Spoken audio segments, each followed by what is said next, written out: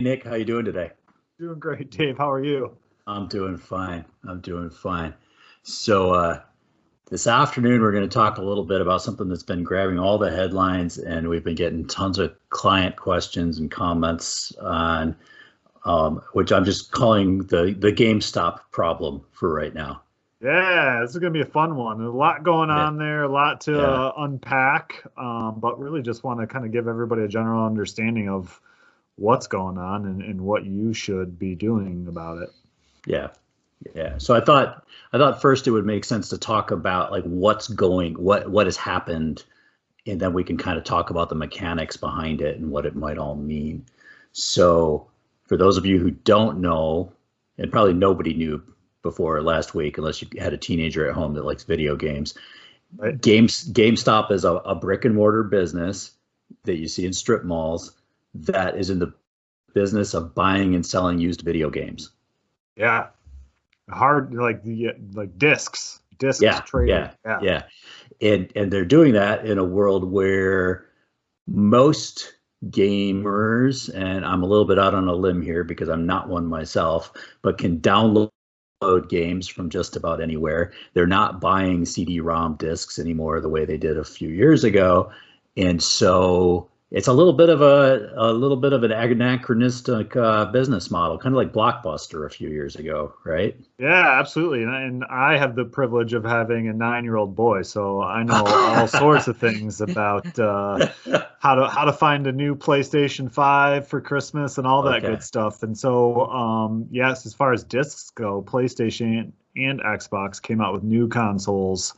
Both of them have an option to have a disc or the Hmm. option to have no disc insert option available at all. Everything would be just via download and saved on the hard drive. So that's kind of, and I would be surprised if the next generation had the option to have a disc.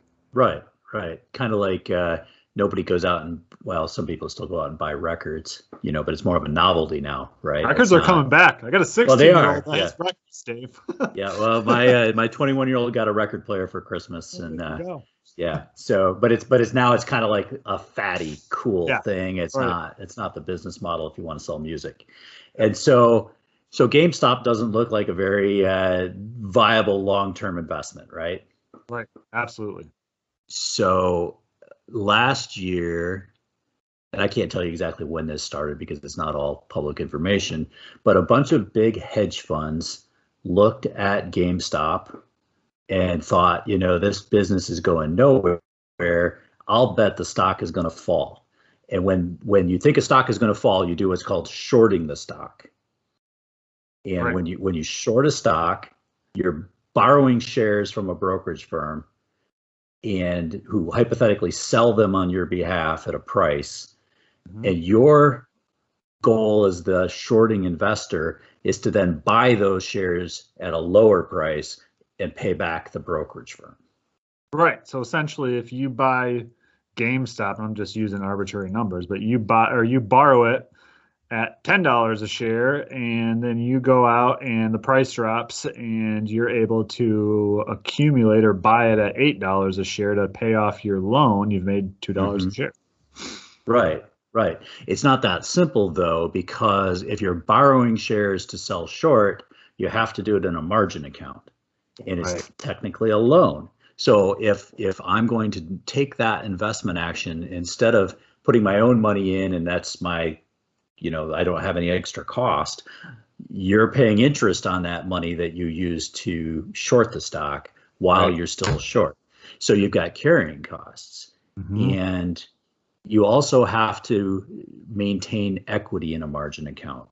So if your investment loses value, and in a short sale, that means the stock went up instead of down, you have to put more money in the account. It's what's called a margin call. And it gets really technical really quick. And that's not really our point today to talk about, margin calls and the mechanics of shorting stocks. But it's important. It's an important part of this story just to know that that's part of what's going on in the background. Yeah, and part of the reason for that is if you think about it, if you're borrowing shares at the hopes that they're going to go down in value, if the opposite happens, the share price theoretically could go unlimited price. Right. So Right. that's why the lender is saying, hey, wait a minute, you're on the hook here. You got to give us some more money Yeah. to hold on to, because we're not going to be out, an unlimited amount of money.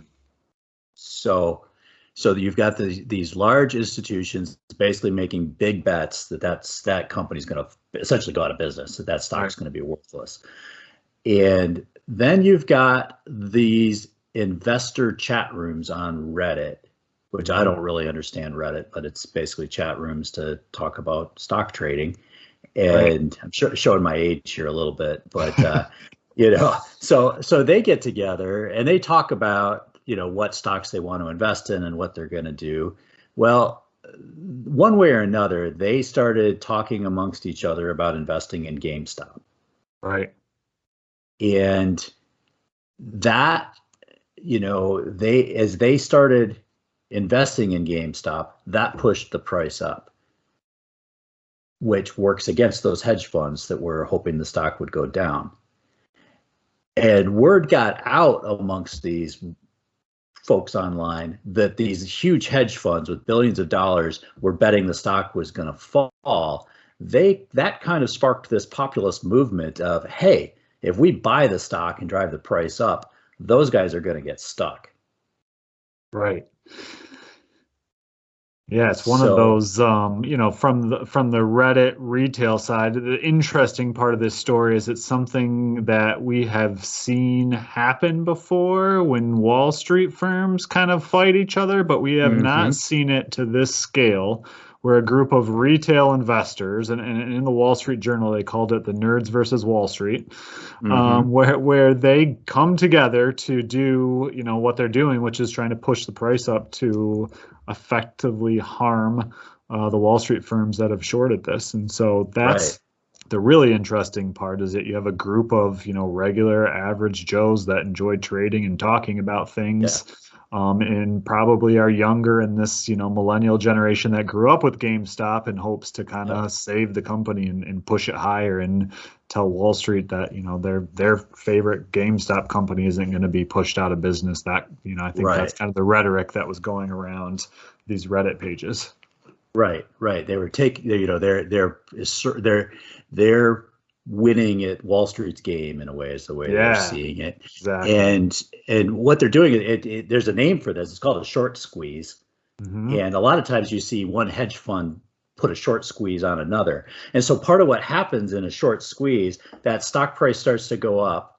So then that person, that hedge fund that's short the stock, they have to make a decision, right? Are they going to watch it keep going up and keep losing money, or are they going to wait in hopes that it comes back down? It's the flip side psychologically of when you own a stock and you're watching it go down and you're wondering if it's going to come back up. At some point, though, because theoretically it could, as these Reddit folks they joke about it going to the moon, right? They put rocket ship emojis in their texts about GameStop. If it goes to the moon, they're going to be out billions of dollars in these hedge funds, and they had to decide whether they were going to close their position, which means buying the stock at the higher price to pay off their loan, right? Right. And so what happens when they buy the stock to close off their loan? That pushes the price up even higher. Right. So we see this feedback loop where the Reddit folks push the stock up, the hedge funds have to close their position, and it just keeps pushing it up in a higher spiral. But now you've got this situation where people are looking at this stock going up and up and up and deciding they want to get in on that too, right? Right. So I don't think you'll find either Nick or myself shedding a tear over hedge fund managers losing a whole bunch of money. Okay. No. I have absolutely no love lost there. Okay. I don't look at them as a bad guy the way they're sometimes portrayed. They play a function in the market, but they don't necessarily play nicely, and watching them get beaten at their own game is kind of funny in a way. Sure. What's not funny is what I think, and you and I have talked about this ahead of time, so I already know what you think, is what's going to happen to these small individual investors that are now buying, driving this stock price up.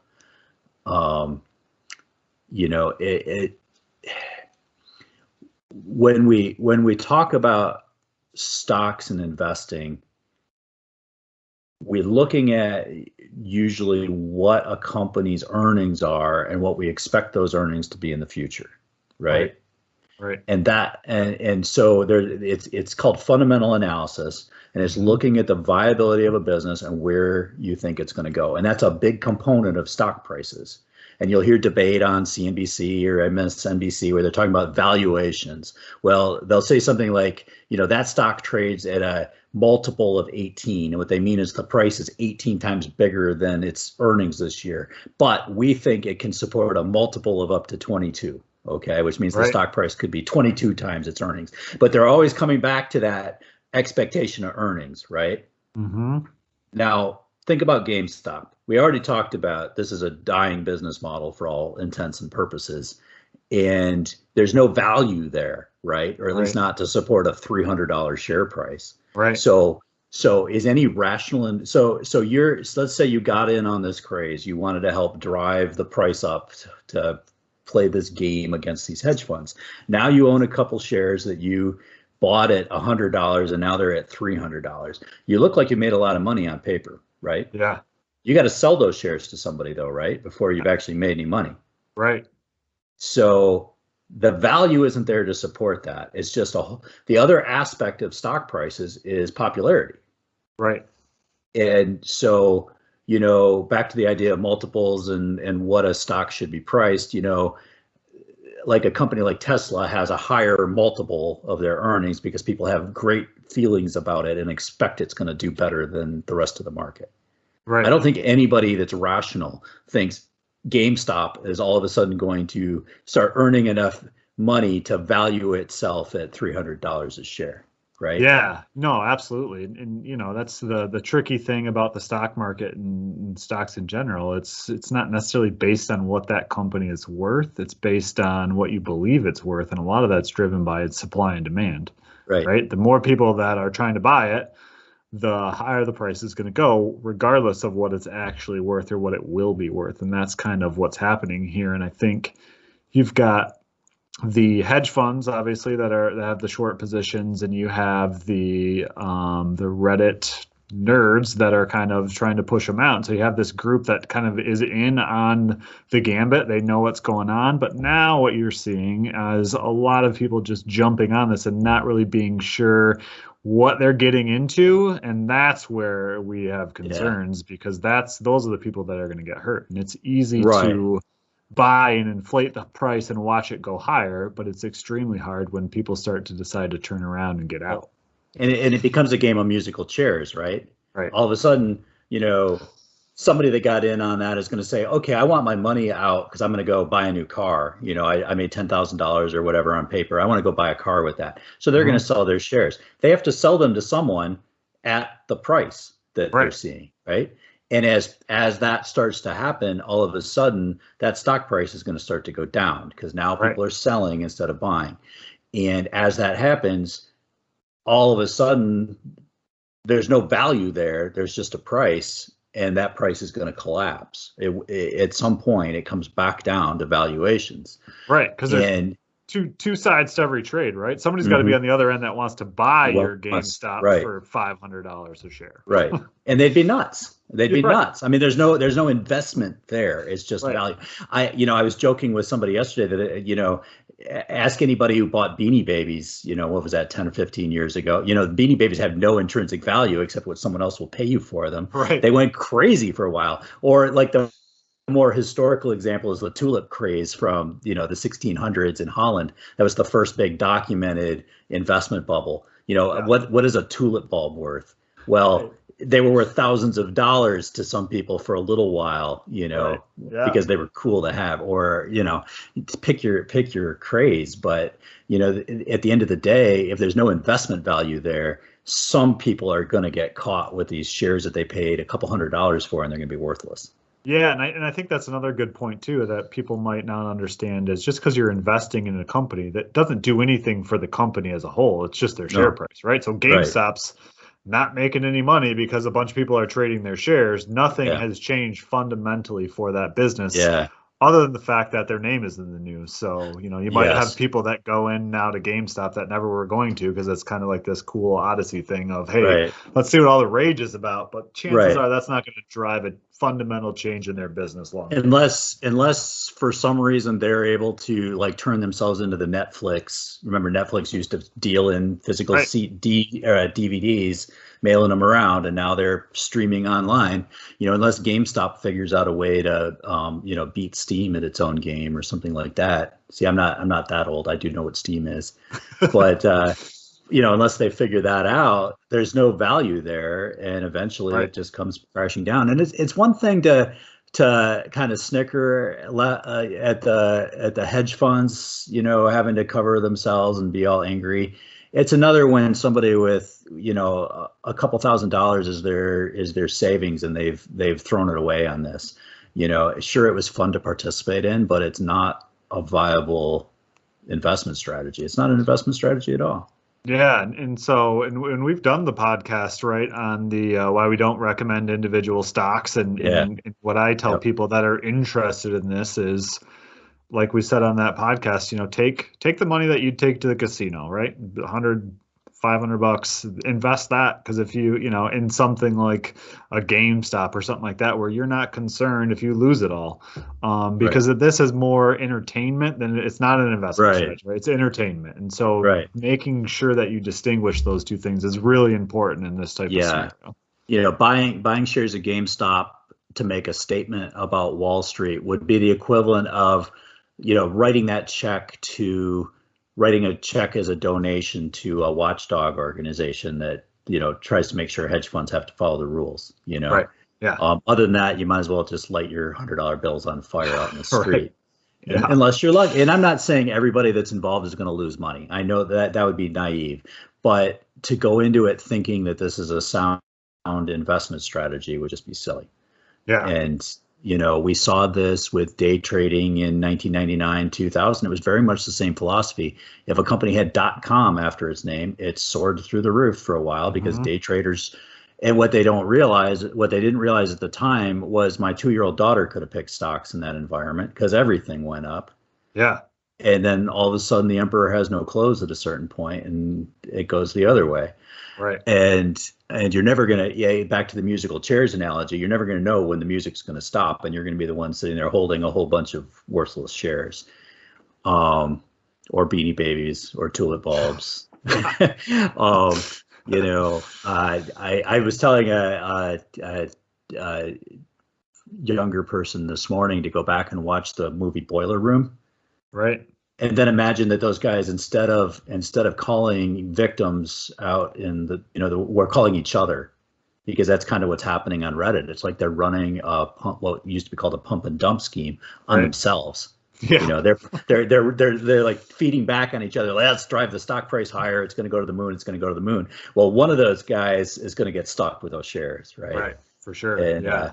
yeah, so that's my big hang up. In the long run, I don't think it means much for most investor-oriented people. I think this too shall pass. It's not going to turn Wall Street on its head or totally disrupt things. At the end of the day, these, you know, even if these folks wanted to do that, it's not a long-term viable thing. Yeah, and to the fundamental longer term perspective of what we're telling our clients is, you know, this is the ugly side of Wall Street. This is the day trade. You know, prices can fluctuate rapidly in the short term.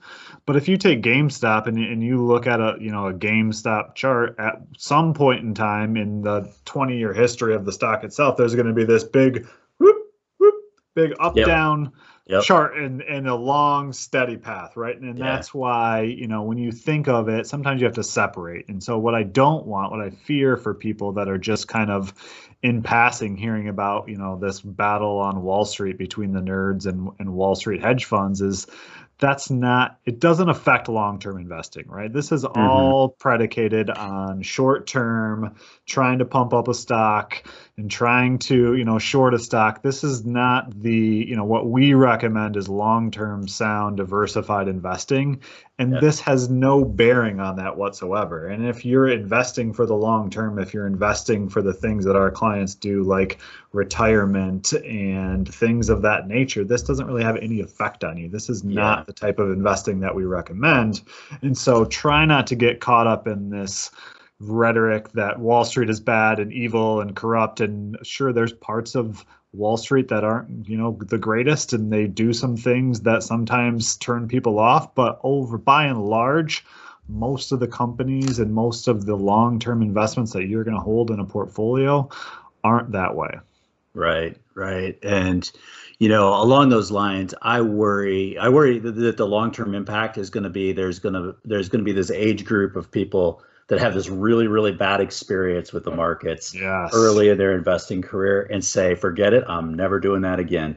Right. And because we saw that with the day traders, we saw that with folks who I saw this phenomenon with folks that came of age like in 2008, 2009. They were scared to death to put money in the stock market because of what happened to what they saw their parents go through in 2008, 2009, or their first experience was putting money in a 401k just as they were getting laid off and the market collapsed, and then, talk to them 10 years later and they've got nothing in the market save for retirement. They've missed out on, a phenomenal bull market. And I worry more that this is just another one of those things that's going to have a whole bunch of people saying, forget it, I'm not playing that game again. Yeah, that's a great point. And it's really that same millennial generation, right, that grew up in 2008, and now they've got Robinhood on their apps. They're trying to, figure it out. And then this happens, and it's like, and that generation particularly has to be careful about this, because the way that the economy is right now, if you look at their options, it's either put it in a savings account and earn nothing, or put it in the market. And if you're afraid of the market, it's extremely difficult, if not impossible, to save enough for retirement if you're not going to get any interest and you're putting it in cash. And so that's the big concern as well with that. Yeah. And what I would say, if you're a young person with money to put in the market and you're in your 20s with a long-term view, go on Robinhood's fine. Go on Robinhood, buy something like Vanguard Total Market Index, and then ignore it for the next 20 years of your life. Right. And if you don't believe me, ask, Warren Buffett, or, that's investing. You're investing in the economy and the future growth of the economy, not betting on, you might as well go and put it on the roulette wheel on 21 Black, as far as I'm concerned, if you're going to buy something like GameStop or AMC or BlackBerry or some other collapsing business. Yeah. So absolutely. Obviously we get a little wound up. These are fun things to talk about. It's exciting to see how the markets work and how this is going to play out. At the end of the day, it's a lot of dust that will probably have very little meaning. Yeah, it's a real life soap opera on Wall Street. So it's kind of cool and it's caught everybody's attention, but there are some risks, some things that you got to make sure you understand so you don't get caught up in doing something that's going to affect you long term. Yeah, and I'm sure we sound like old fogies when we talk about this, but we're pretty passionate about it. So sure, it's something we believe in. So yeah, and it's always fun to do these podcasts that date us, right?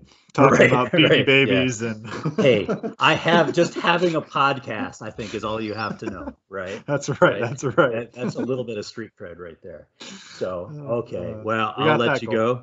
Yeah, sounds good, Dave. We'll have to look back, maybe revisit this in a couple of weeks or a couple of months when it's played out and see how it's turned out. Right. All right. Dramatic conclusion. Yeah. Okay. I'll talk to you later, Nick. Thanks. Right, see you, Dave.